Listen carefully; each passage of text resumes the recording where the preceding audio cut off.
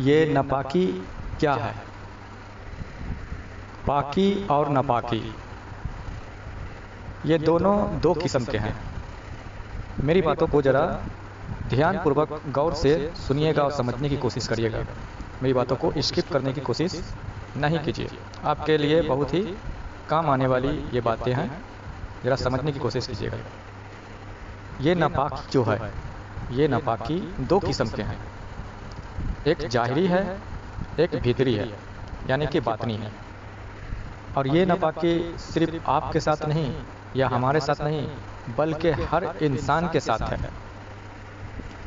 दो तरह के नापाकी, एक जिस्मानी, एक रूहानी, यानी कि जाहिरी वजूद के नापाकी, एक बातनी वजूद की नापाकी। जिस्मानी वजूद के जो नापाकी हैं, इस नापाकी को तो मुकम्मल तौर से हर बंदा, हर मुसलमान, हर इंसान समझता है, जानता है, और उससे बचा कैसे जाए, पाक किस तरह जिस्म को किया जाए, ये भी जानता है।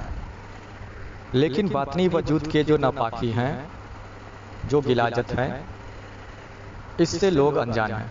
मैं इस बात की ज़मानत दे सकता हूँ कि 90% या 95% लोग ही कह सकते हैं जो इस बात से अनजान हैं। बातनी वजूद की नापाकी क्या होती है, गिलाजत क्या होती है, इस पर तवज्जो नहीं है। इस बातनी वजूद की नापाकी से किस तरह बचा जाए, इसके बारे में लोगों को मालूमात नहीं है, जानकारी नहीं है। और ये नापाकी बातनी के होते क्या हैं, ये भी नहीं जानते हैं। इस बात को हम जानने की कोशिश करते हैं, लेकिन उससे पहले हम इस बात पर आ जाते हैं जो इस वजूद खाकी के अंदर हमारे बंद है, जिसे रूह कहते हैं। इस रूह के बारे में पहले थोड़ा जान लेते हैं, समझ लेते हैं, इसकी हकीकत क्या है। हम और आप, बल्कि हर इंसान कैसे कह पाते हैं कि हम हैं? हमारे इस जिस्म खाकी के अंदर क्या है, कौन है जो कहता है कि मैं हूँ?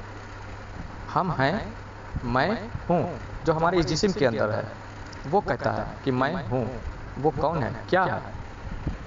कौन है जिसके सूझबूझ ऊपर की ओर उठते हैं, फिर गिरती है, जिसके सेंस अच्छे काम करते हैं, उरूज पर जाती है, फिर अचानक गिर भी जाती है, जिसको कई किस्म के आइडियाज़ आते हैं, ख्यालात आते हैं। कभी उस आइडियाज़ को किसी के आगे बढ़ा देता है, उन ख्यालातों को, कभी उसे खारिज भी कर देता है। क्या नाम देते हैं उसको? उसे नाम देते हैं मन, सोच, ख्यालात। तो इस बात को समझने की ज़रूरत है। एक तो ये दुनिया है जो हम आप अपनी आँखों से देख रहे हैं, इसी तरह से इंसान के बातिन में, उसके खुदी में एक दुनिया रची बसी है। इंसान के भीतर भी एक दुनिया है। तो लिहाजा इस मन में हर इंसान के अंदर बहुत कुछ चल रहा होता है, लेकिन उसके मरकज पर, जिसे इंग्लिश में सेंटर कहते हैं, सेंटर पर, यानी इंसान के दिल पर मैं बैठा रहता है। क्या बैठा रहता है? मैं बैठा रहता है। कहते हैं ना, ये मैंने किया, ये मेरा है, इसे मैंने खड़ा किया है, इसे मैंने बनाया है। तो यही मैं उस केंद्र पर, उस सेंटर पर, मरकज पर, यानी कि हार्ट पर, दिल पर, ये मैं बैठा रहता है। वहाँ बहुत कुछ चल रहा होता है, पर ये मैं उस सेंटर पर बैठा रहता है। तो लिहाजा ये जो बातिन की दुनिया है, उसे क्या बोलते हैं? ये बातिन की दुनिया को मन कहते हैं। हमारे पास कोई ऐसी तकनीक, कोई ऐसा यंत्र नहीं है जो दिखा सके कि अभी आप कहाँ बैठे हैं। तो हमारी बातों को तो आप सुन रहे हैं, पर हमारे पास वो तकनीक, वो यंत्र नहीं है कि जो दिखा सकें कि आप सुन तो रहे हैं हमारी बात, पर आप उसके अलावा किस जगह पहुँचे हैं, कौन सी दुनिया में आप पहुँचे हुए हैं, ये नहीं दिखा सकते। हमारे पास वो यंत्र नहीं है।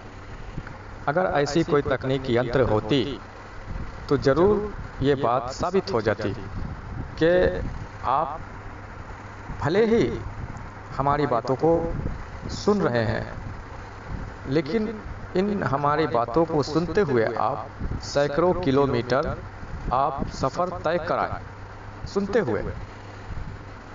कोई सब्जी मंडी चला गया, कोई कारोबार बिजनेस संभालने चला गया, कोई अपने घर चला गया, कोई मिठाई के दुकान पे भी चला गया, कोई अपने बीवी बच्चों के पास चला गया। हो सकता है कि कोई चांद पे भी चला गया हो, कुछ भरोसा नहीं। कोई कुछ सोचता है, कोई कुछ सोच रहा है।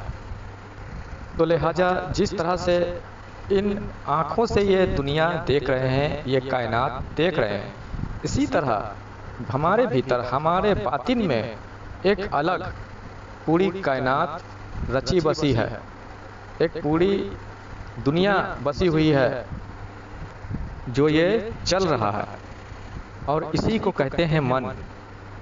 और हमारे अंदर जो कुछ भी चल रहा होता है उसी के सेंटर पे, मरकज पे, यानी कि इस दिल पे मैं बैठा हुआ होता है। तो हमारे हर बातों में सेल्फिशनेस छुपा होता है, एक मतलब छुपी होती है।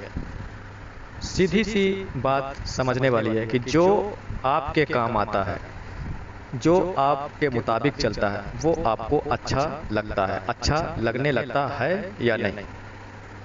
अच्छा लगने लगता है।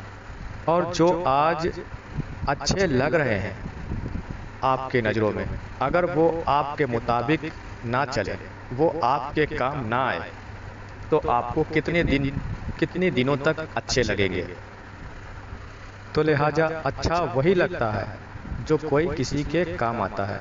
मन में भी हमारे वही घूमता है कि जिससे हमारी कोई मतलब बनी रहती है, जिससे हमारा कोई मतलब होता है।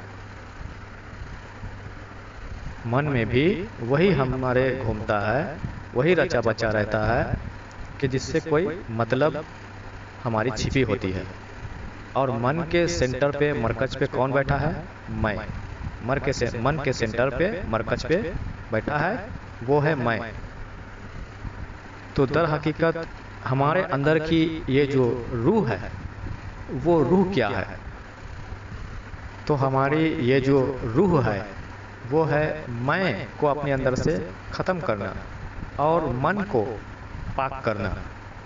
मैं को अपने अंदर से ख़त्म करना और अपने मन को पाक करना। हमारे मन नापाक हैं क्योंकि उसके सेंटर में, उसके मरकज पे, यानी कि इस दिल पर मैं बैठा है। तो लिहाजा हमारा मन जो है वो नापाक रहता है।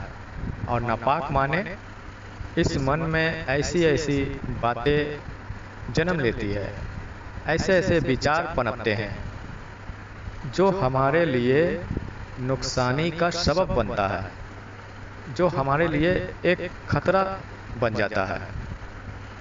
इसीलिए बुजुर्गों ने फरमाया है कि कम बोलना भी एक इबादत है, खामोश रहना भी एक इबादत है।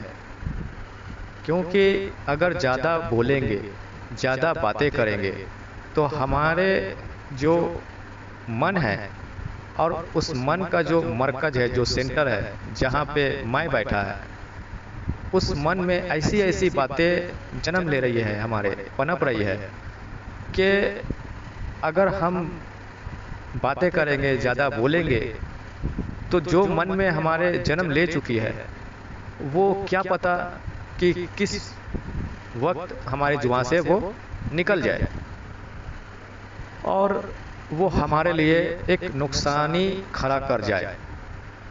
इसलिए खामोश रहना भी एक इबादत में शामिल होता है। ये बुजुर्गों का कौल है और बुजुर्गों का ही तरीका है। तो हमारे बातिन का जो नापाक होना है, यानी हमारे मन का जो नापाक होना है, वो ये नहीं, जाहिरी जिस्मों की तरह नहीं कि गिलाजत लग गई या इकलाम हो गया या किसी भी तरह की कोई नजिस चीज़ हमारे जिस्म में टच हो गई, जिसकी वजह से हम नापाक हो गए। ये ज़ाहिरी वजूद के लिए है, लेकिन बातिन के लिए, मन के लिए ऐसा नहीं है। तो लिहाजा हमारे बातिन की नापाकी जो है वो ये है कि जो कुछ हमारे लिए नुकसानात खड़ा करे, हमारे लिए नुकसानी का सबब बने, हमारे रब से हमें दूर करे, अल्लाह की याद से हमें गाफिल करे, इस दिल में रब का ना जिक्र उतरे, ना जिक्र इलाही ये दिल कर पाए, ना रब का नूर हमारे दिल में ठहर पाए और दुनिया भरी रहे। तो लिहाजा यही दर हकीकत बातिन की नापाकी बोलेंगे, यही दर हकीकत बातिन की, हमारे रूह की, हमारे मन की नापाकी है। इसी पर हजरत गुल्ले रहमतुल्लाह अलैह फरमाते हैं, इस नफ्स पलीत ने पलीत कीता असो मुंडो पलीत नासी। यानी कि हमें ये वजूद, ये जिस्म खाकी मिलने से पहले हम नापाक नहीं थे, पलीत नहीं थे, लेकिन जब ये वजूद, ये जिस्म खाकी मिली और हमारे अंदर ये नफ्स मिला, और नफ्स के आने के वजह से हमारे अंदर जो ये मन, जो दुनियावी ख्यालातों से रच बस गई और इसका मरकज, इसका सेंटर मैं हमारे दिल के जानिब बैठ गया, तो हम नापाक हुए। बुल्ले साहब रहमतुल्लाह अलैह इसी बात के ऊपर तवज्जो देते हुए वो फरमाते हैं कि इस नफ्स ने हमें पलित कर दिया। हम नापाक नहीं थे, हम पलित नहीं थे, लेकिन ये नफ्स जो हमारे अंदर आया, इसी के वजह से हमारे अंदर दुनिया बस गई, रच बस गई, हमारे अंदर मैं, एक अना हमारे अंदर जन्म ले लिया, जिसकी वजह से हम नापाक हुए। और कुरान मजीद में अल्लाह रब्बुल इज्जत इरशाद फरमाता है, कद अफलाह मन तजक्का, कामयाब वो हुआ कि जिसने अपने नफ्स को पाक किया। देखिए कुरान मजीद से भी ये बात साबित हो गया कि हम नापाक हैं, हम आप नापाक हैं। तो नापाकी से मतलब मुराद जो है वो है हमारे भीतर की नापाकी, हमारे अंदर की नापाकी, हमारे नफ्स की, हमारे मन की नापाकी। अल्लाह रब्बुल इज्जत फरमाता है, कद अफलाह मन तजक्का, कामयाब वो हुआ जिसने अपने नफ्स को, यानी अपने मन को पाक किया। यानी कि वो मन ही है, वो नफ्स ही है जो हमारे मन में दुनिया रचाए बसाए है। ये मन दुनिया से खाली हो जाएगा, जीरो हो जाएगा, और फिर उसकी जगह जिक्र इलाही, रब का तसव्वुर चलने लगे और इस दिल में रब का नूर उतरने लगे, तो ही हमारी रूह, हमारे मन पाक कहलाएंगे और अल्लाह रब्बुल इज्जत से कनेक्टिविटी हम जोड़ पाएंगे।